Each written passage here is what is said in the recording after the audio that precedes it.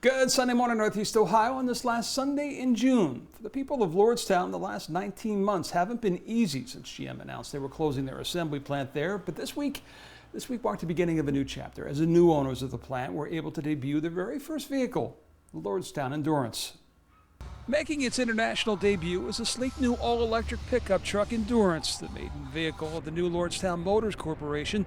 Production will begin in earnest next year, but as a result of advanced sales, sight unseen, the first year of production is already sold. Steve Burns is the man behind the product that will employ around 1,000 next year to start. They were putting out about over 400,000 cruises a year here when it was GM.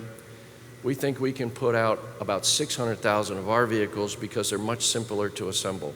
Riding shotgun for the big reveal was Vice President Mike Pence. Today is a new beginning for Lordstown. A new beginning that comes 15 months after a bitter ending, the closing of the GM plant that once occupied this space and the loss of thousands of jobs. And maybe something more to the Trump-Pence team's support among a group of voters they will need come November, something I talked to the Vice President about. In 2016, the Trump-Pence team became the first non-incumbent Republicans to win this county since Herbert Hoover. And you did so on the strength of that jobs and manufacturing message that appealed to so many of the workers here at the GM plant. The president famously came back the next year and said, "Don't sell your house. Don't sell your house." A year and a half after that, though, 2,500 of those workers here had to do just that if they wanted to keep their jobs with GM, relocate to other states. Should any of those workers feel let down? I think that what hardworking Americans saw under President Donald Trump was not only an economy that was expanding, but wages that were rising all across the country. I mean, wages were rising most rapidly for hardworking blue-collar Americans.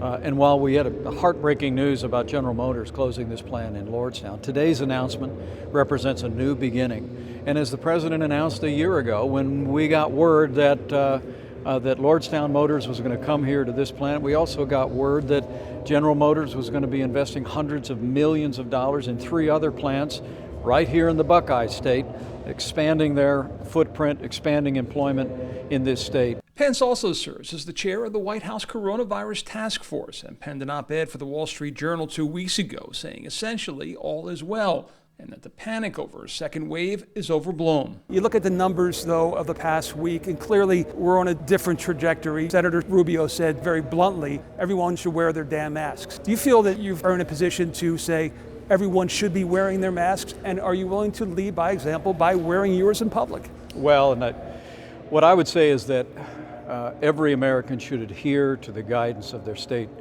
and local authorities, and we've done that. But wouldn't it send a message if you had yours? As we've traveled around the country. But let me also say, we've made extraordinary progress since the worst moments of this coronavirus pandemic.